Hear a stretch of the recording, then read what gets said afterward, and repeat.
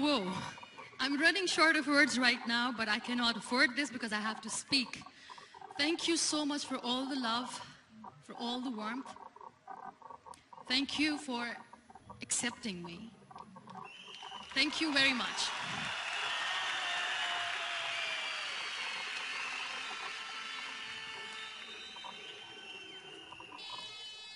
Well, I always start my talk with a disclaimer. And that disclaimer is that I've never claimed to be a motivational speaker. Yes, I do speak, but I feel more like a storyteller because wherever I go, I share a story with everyone. Well, it is a story of a woman whose perfectly imperfect life made her who and what she is today. It's the story of a woman who, in pursuit of her dreams and aspirations, made other people realize that if you think that your life is hard and you're giving up on that because you think your life is unfair, think again. Because when you think that way, you are being unfair to your own self. It's the story of a woman who made people realize that sometimes problems are not too big. We are too small because we cannot handle them.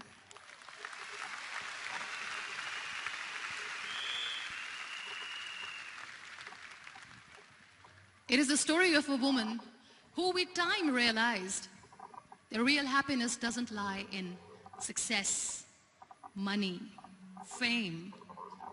It lies within. Real happiness lies in gratitude. So I am here and I'm going to share the story of that woman. That is my story. The story of gratitude.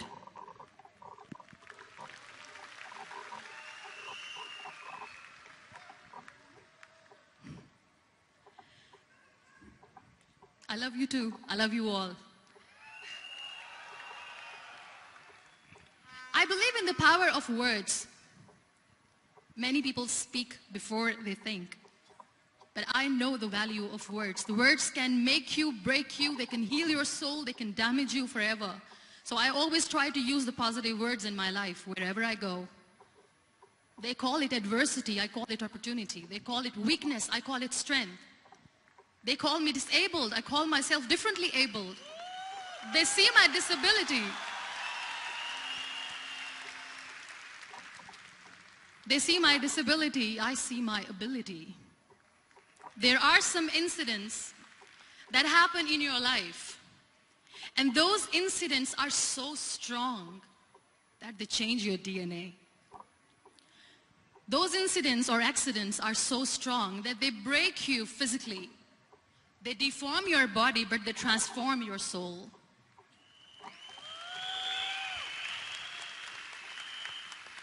Those incidents break you, deform you, but they mold you into the best version of you. And the same thing happened to me. And I'm going to share what exactly happened to me. I was 18 years old when I got married. And this thing I'm sharing for the very first time on an international level. I was 18 years old when I got married. I belonged to a very conservative family, a Baloch family, where good daughters never say no to their parents. My father wanted me to get married. And all I said was, if that makes you happy, I will say yes. And of course, it was never a happy marriage. Just about after 2 years of getting married, about 9 years ago, I met a car accident. Somehow my husband fell asleep and the car fell in the ditch. He managed to jump out, saved himself. I'm happy for him. But I stayed inside the car and I sustained a lot of injuries. The list is a bit long. Don't get scared. I'm perfectly fine now. Radius ulna of my right arm were fractured. The wrist was fractured. Shoulder bone and collarbone were fractured. My whole rib cage got fractured. And because of the rib cage injury, lungs and liver were badly injured. I couldn't breathe. I lost urinary bowel control. That's why I have to wear the bag wherever I go. But that injury that changed me and my life completely as a person and my perception towards living my life was the spine injury. 3 vertebrae of my backbone were completely crushed, and I got paralyzed for the rest of my life. So this accident took place in a far-flung area in the outskirts of a very small province, Balochistan, where there was no first aid, no hospital, no ambulance. I was in the middle of nowhere in that toppled car. Many people came to rescue. They gave me CPR. They dragged me out of the car. And while they were dragging me out, I got the complete transection of my spinal cord. And now there was this debate going on. Should we keep it here? She's going to die. Where should we go? There is no ambulance. There was this 4-wheeler Jeep standing in the corner of the street. They said, put her in the back of the Jeep and take her to the hospital, which is 3 hours away from this place. And I still remember that bumpy ride. I was all broken. They threw me at the back of the Jeep and they rushed me to the hospital. That is where I realized that my half body was fractured and half was paralyzed. I finally ended up in a hospital where I stayed for 2.5 months. I underwent multiple surgeries. Doctors have put a lot of titanium in my arm. There's a lot of titanium at my back to fix my back. That's why people in Pakistan call me the Iron Lady of Pakistan.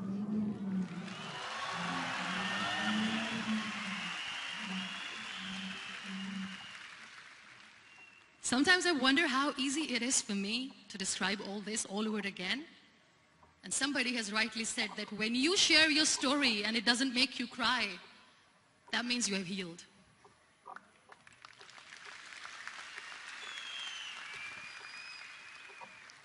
Those 2.5 months in the hospital were dreadful. I will not make up stories just to inspire you. I was at the verge of despair. One day, doctor came to me and he said, well, I heard that you wanted to be an artist, but you ended up being a housewife. I have a bad news for you. You won't be able to paint again because your wrist and your arm are so deformed, you won't be able to hold a pen again. And I stayed quiet. Next day, doctor came to me and said, your spine injury is so bad, you won't be able to walk again. I took a deep breath and I said, it's all right. The very next day, doctor came to me and said, because of your spine injury and the fixation that you have in your back, you won't be able to give birth to a child again. That day, I was devastated. I still remember, I asked my mother, why me? And that is where I started to question my existence. Why am I even alive? What's the point of living? I cannot walk, I cannot paint, fine. I cannot be a mother. And we have this thing in our heads, being women, that we are incomplete without having children. I am going to be an incomplete woman for the rest of my life. What's the point? People are scared. They think I will get divorced. What is going to happen to me?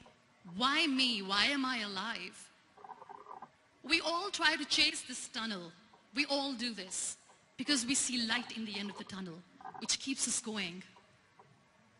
My dear friends, in my situation, there was a tunnel that I had to roll on, but there was no light.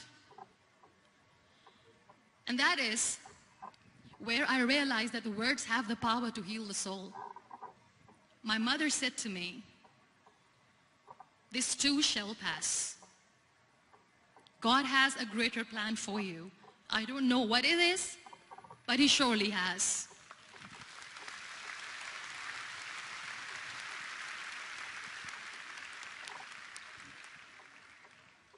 And in all that distress and grief, somehow or the other, those words were so magical that they kept me going. I was trying to put that smile on my face all the time, was hiding. It was so hard to hide the pain, which was there. But all I knew was that if I will give up, my mother and my brothers will give up too. I cannot see them crying with me. So what kept me going was, one day I asked my brothers, I know I have a deformed hand, but I'm tired of looking at these white walls in the hospital and wearing these white scrubs. I'm getting tired of this. I want to add more colors to my life. I want to do something. Bring me some colors. Bring me some small canvas. I want to paint. So the very first painting I made was on my deathbed, where I painted for the very first time. It was not just an art piece or just my passion. It was my therapy. What an amazing therapy it was. Without uttering a single word, I could paint my heart out. I could share my story. People used to come and say, what lovely painting. So much color. Nobody could see the grief in it. Only I could. So that's how I spent 2.5 months in my hospital, crying, never complaining or whining, but painting. And then I was discharged, and I went back home. And I went back home, and I realized that I have developed a lot of pressure ulcers on my back and on my hip bone. I was unable to sit. There were a lot of infections in my body, a lot of allergies. So doctors wanted me to lie down on the bed straight for not 6 months, for not 1 year, for 2 years. I was bedridden, confined in that one room, looking outside the window, listening to the birds chirping, and thinking maybe there will be a time when we'll be going out with the family and enjoying the nature. That was the time where I realized how lucky people are, but they don't realize. That is the time where I realized that the day I'm going to sit, I'm going to share this pain with everyone to make them realize how blessed they are, and they don't even consider them lucky. There are always turning points in your life. There was a rebirth day that I celebrated. After 2 years and 2.5 months, when I was able to sit on a wheelchair, that was the day when I had the rebirth. I was a completely different person. I still remember the day I sat on the wheelchair for the first time, knowing that I'm never going to leave this, knowing that I won't be able to walk for the rest of my life. I saw myself in the mirror and I talked to myself. And I still remember what I said. I cannot wait for a miracle to come and make me walk. I cannot sit in the corner of the room crying, cribbing, and begging for mercy because nobody has time. So I have to accept myself the way I am. The sooner the better. So I applied the lip color for the first time.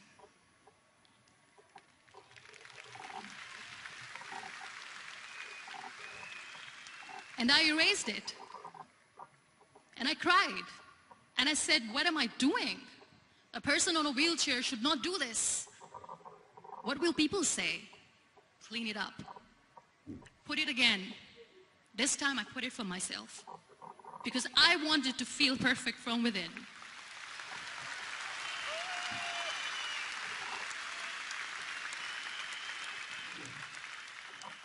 And that day I decided that I'm going to live life for myself. I am not going to be that perfect person for someone. I am just going to take this moment and I will make it perfect for myself. And you know how it all began? That day I decided that I'm going to fight my fears. We all have fears. Fear of unknown, fear of known, fear of losing people, fear of losing health, money. We want to excel in career, we want to become famous, we want to get money. We are scared all the time. So I wrote down one by one all those fears. And I decided that I'm going to overcome these fears one at a time. You know what was my biggest fear? Divorce. I couldn't stand this word. I was trying to cling on to this person who didn't want me anymore, but I said no. I have to make it work. But the day I decided that this is nothing but my fear, I liberated myself by setting him free. And I made myself emotionally so strong that the day I got the news that he's getting married, I sent him a text that I'm so happy for you and I wish you all the best. And he knows that I pray for him today.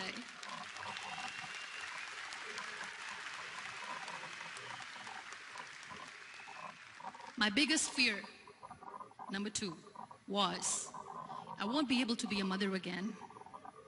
And that was quite devastating for me. But then I realized there are so many children in the world, all they want is acceptance. So there is no point of crying, just go and adopt one. And that's what I did.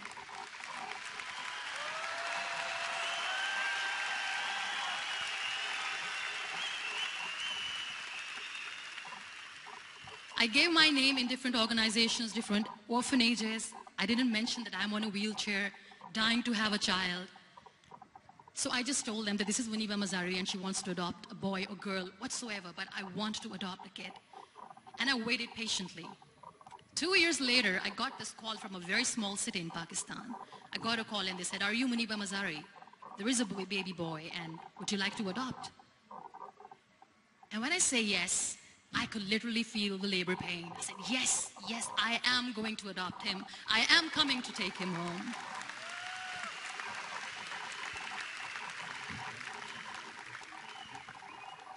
And when I reached there, the man was sitting and he was looking at me from head to toe. And in back of my head, I kept thinking that, oh my God, he's going to say she's on the wheelchair, she doesn't deserve it. How is she going to take care of him? And I looked at him and I said, do not judge me because I'm on the wheelchair. But you know what he said? He said, I know you will be the best mother of this child. You both are lucky to have each other.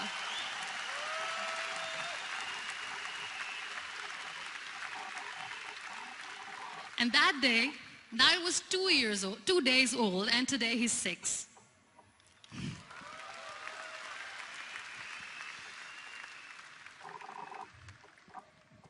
You'll be surprised to know another bigger fear that I had in me. It was facing people. I used to hide myself from people. When I was on bed for 2 years, I used to keep the door closed. I used to pretend that I'm not going to meet anyone, tell them that I'm sleeping. You know why? Because I couldn't stand that sympathy that they had for me. They used to treat me like a patient. When I used to smile, they used to look at me and say that, you're smiling, are you okay? I was tired of this question being asked, are you sick? Well, a lady yesterday at the airport asked me, are you sick? And I said, well, besides the spinal cord injury, I'm fine, I guess.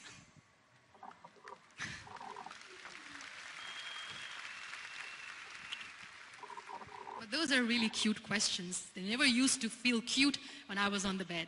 So I used to hide myself from people, knowing that, oh my God, I'm not going to see that sympathy in their eyes. It's all right. And today I'm here speaking to all these amazing people because I have overcome the fear.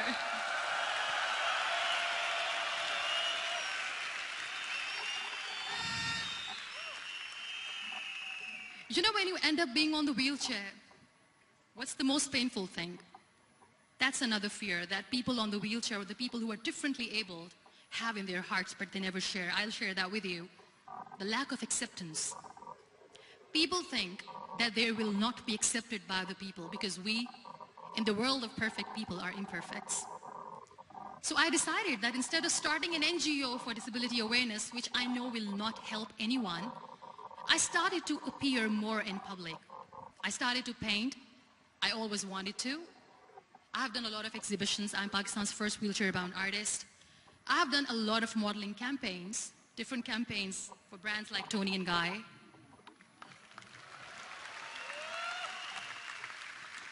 I have done some really funny, breaking the barriers kind of modeling. There was this one by the name Clown Town where I became a clown because I know that clowns have hearts too.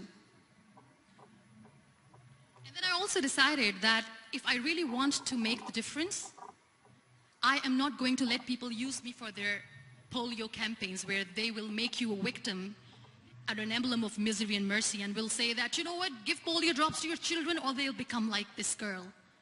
I decided that I'm going to join the national TV of Pakistan as an anchor person. And I've been doing a lot of shows for the last 3 years.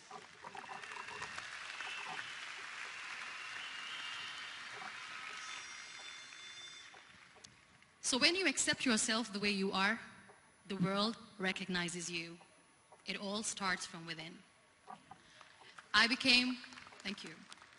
I became the National Goodwill Ambassador for UN Women Pakistan, and now I speak for the rights of women, children. We talk about inclusion, diversity, gender equality, which is a must. I was featured in BBC 100 Women for 2015. I am one of the Forbes 30 under 30 for 2016. And it all didn't happen alone. You all are thriving in your careers. You have bigger dreams and aspirations in life. Always remember one thing. On the road to success, there is always we, not me. Do not think that you alone can achieve things. No. There is always another person who is standing behind you, maybe not coming on the forefront, but behind you, praying for you and supporting you. Never lose that person. Never.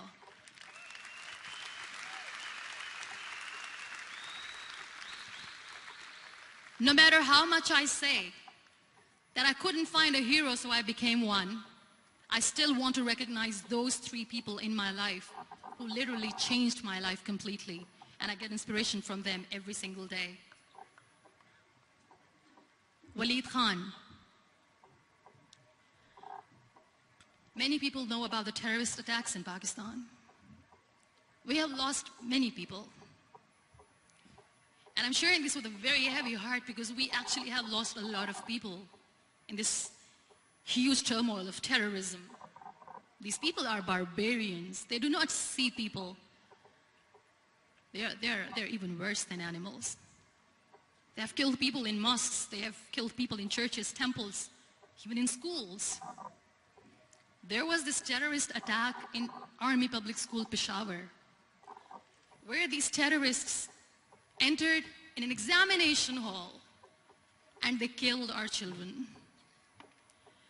And in that attack, that day, this beautiful boy, Waleed Khan, who was my hero, my real life hero, was the proctor who was taking care of the students, was keeping an eye on the students.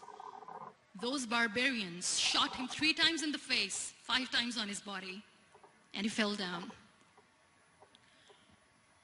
I was asked to give a talk in the school after a week of that terrorist attack. With a very heavy heart, I went there and I spoke. We sang a few national songs. I thought that maybe I've done my part, but deep inside, it was killing me.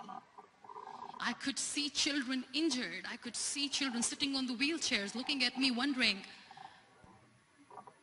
what next? What was our fault? Just because we were here to give examination, we have been shot. So many people, so many children lost their friends. Their classrooms were empty. The next day they went to the classroom. So this kid, Waleed Khan, I was asked that he is in a hospital right now and you have to go and see him and motivate him and tell him that it's going to be okay. And when I saw Waleed Khan coming on the wheelchair for the first time in front of me, face was all deformed. His leg was fractured, his arm was fractured. He couldn't talk, he lost his teeth. He cannot sneeze, he cannot smell. He cannot eat. And I kept thinking, what should I say? That everything is going to be all right? No, nothing is all right. And while I was juggling with the words, what to say, what not to say, this beautiful child, Waleed Khan, came to me and he said, "Are you Muniba Mazari?" I said, "Yes." He said, "Baji, let's take a selfie."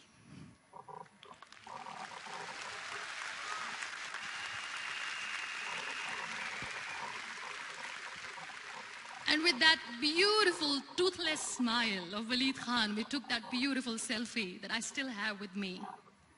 I don't share that here because he was in a very bad shape that time. And that is where I realized that when I was thinking too much about his deformities, he's happy with himself. He doesn't even care. Because today he goes in the same school, and when somebody asks him that what happened to your face, why so many scars, you know what he says? "These scars are my medals and I wear them with pride."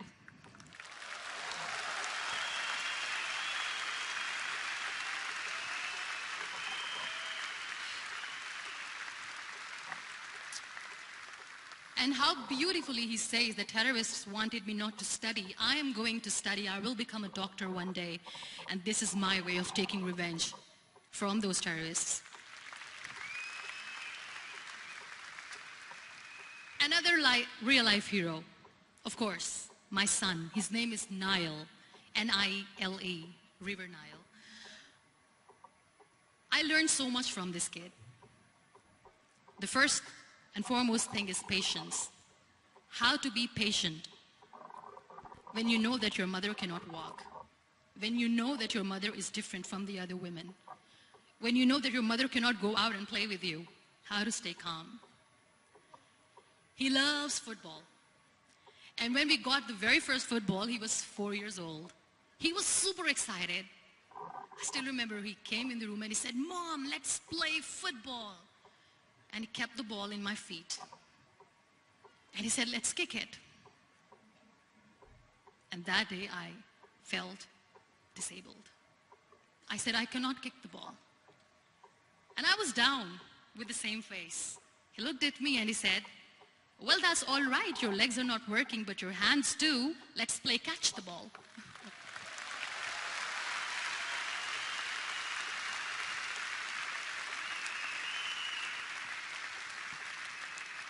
You know what? That day he made me realize that when you think your glass is half empty, come on, your glass is half full. It's all in here and here. Last but not least, the woman who made me realize that heroes have no gender. The woman who believed in me even when I was completely at the verge of despair, where everybody left, she was there. And every time I looked at her, without saying anything, she used to look at me and said, "This too shall pass. God has a bigger plan. And one day you will say that, oh my God, that is why God has chosen me." She never cried in front of me. She has always said that there will be haters, there will be naysayers, there will be disbelievers, and then there will be you proving them wrong. My mother.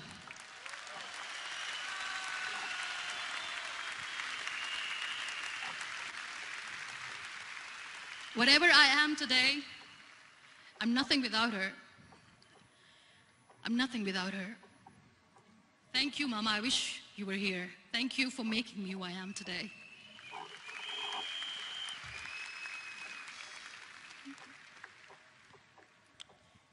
You know what? We human beings have a problem. Out of many problems, there is one more, and this is self-created one. We always expect ease from life. We have this amazing fantasy about life. This is how things should work. This is my plan. It should go as per my plan. If that doesn't happen, we give up. So my dear friends, let me tell you one thing. I never wanted to be on the wheelchair. Never thought of being on the wheelchair. I was always aspiring to do bigger things, but had no idea that for that I have to pay the price to be where I am today. It's a very heavy price. This life is a test and a trial, and tests are trials are never supposed to be easy. So when you're expecting ease from life, and life gives you lemons, then you make the lemonade, and then do not blame life for that, because you were expecting ease from a trial. Trials make you a stronger, better person. Life is a trial, and with time you realize that.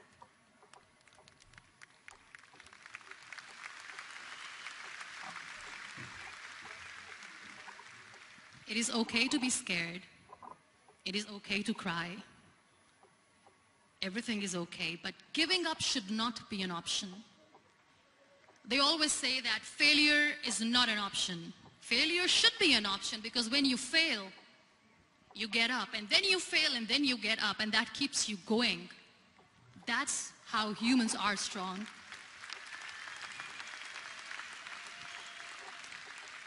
Failure is an option, should be an option, but giving up is not. Never. We have this thing in minds. We call it perfection. We want everything perfect. We want ourselves to be perfect. There is this image in our head about everything. Perfect life, perfect relationships, perfect career, perfect amount of money that we need to earn no matter what. Nothing is perfect in this world. We all are perfectly imperfect, and that is perfectly all right. That's all right. We were sent here not to become the perfect people. Those people who tell you how to look perfect, even those people are imperfect. Trying to fight this fear of looking imperfect. I used to be perfect. I still remember. I got this compliment years ago when I used to walk. Oh my God, look at you. You're fair, you're tall, you're perfect. Look at me now.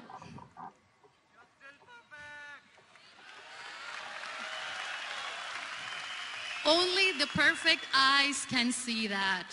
Only the perfect eyes will see that. Only the perfect eyes will see that. So yes, in all those imperfections, you have to listen to your heart. You don't have to look good for people. You don't have to be perfect just because other people want you to be perfect. If your soul is perfect from within, that's all right. This is all what you want. This is all what you need to be. Our society has made very weird kind of norms to look perfect and great. For men, it's different. For women, it's different. We think too much about what people say. We listen to ourselves too little. You know what makes you perfect? When you make someone smile. You know what makes you perfect? When you try to do something good for the people around you. You know what makes you perfect? When you feel someone's pain. And how beautiful pain is that it connects you with people. No other medium can connect you with others but pain. That's why I always say that I'm in pain, and that's a blessing in disguise for me. Today, just because I'm in pain and I'm on the wheelchair, I work for children. Being the head of CSR for a company, we conduct medical camps in far-flung areas of Pakistan where so many kids die because they don't have medical facilities. And I personally believe just because they cannot afford to live doesn't mean we'll let them die. So we give them money, we give them medical treatment, we try to heal their wounds, physical and emotional. And I also work for the beautiful people, we call them third gender, the transgender community of Pakistan. You know what connects me with them? All my imperfections. When I go and I hug them, they never judge me. And this very good friend of mine, her name is Bijli. Bijli means electricity. She calls herself electricity. And I said, are you electricity? She says, no, I'm lightning. I'm as strong as lightning.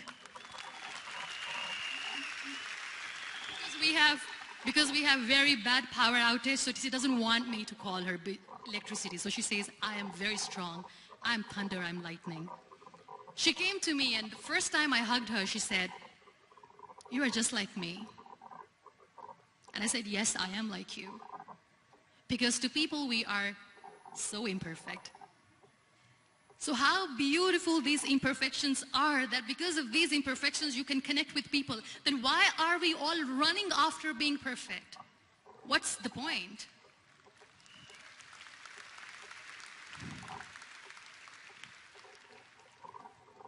Every time I go in public, I always smile. It's always a big toothy smile on my face, and people ask me, don't you get tired of smiling all the time? What's the secret? I always say one thing, that I have stopped worrying about the things that I have lost, the people that I have lost. Things and people who were meant to be with me are with me. And sometimes, somebody's absence makes you a better person. Cherish their absence. It's always a blessing in disguise.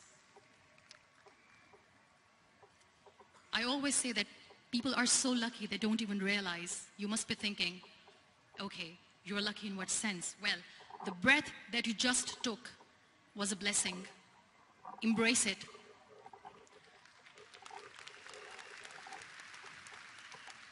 There are so many people in the world who are dreaming to live a life that you are living right now. You have no idea. Embrace each and every breath that you are taking. Celebrate your life. Live it. Don't die before your death. We all die.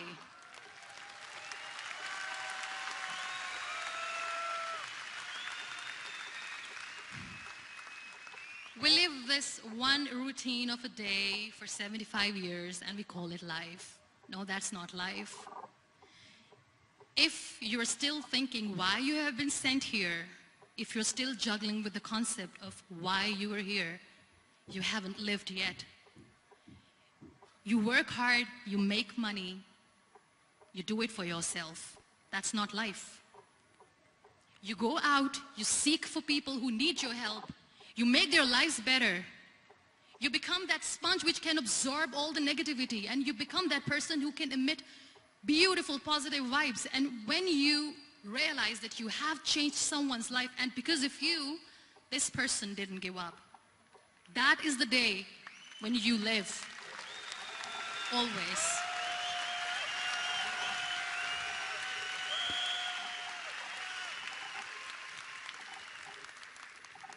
We were talking about gratitude, why I smile all the time. I cry all night when nobody sees me, because I'm a human and I have to keep the balance. And I smile all day because I know that if I will smile, I can make people smile. That keeps me going.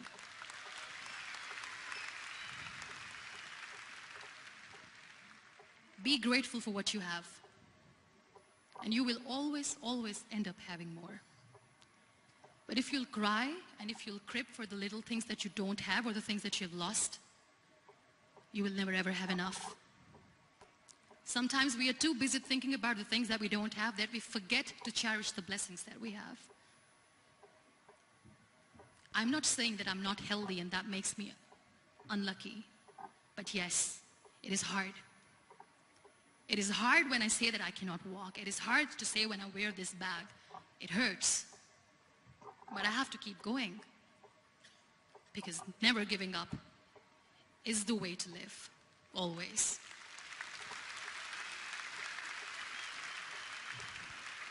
So I'll end my talk on a very short note. Live your life fully. Accept yourself the way you are. Be kind to yourself. Be kind to yourself. I'll repeat, be kind to yourself, and only then you can be kind to others. Love yourself and spread that love. Life will be hard. There will be turmoils. There will be trials, but that will only make you stronger. Never give up. The real happiness doesn't lie in money or success or fame. I have this all. I never wanted this. Real happiness lies in gratitude. So be grateful, be alive, and live every moment. Thank you so much, everyone. Thank you. We Malaysia. Muniba Mazare.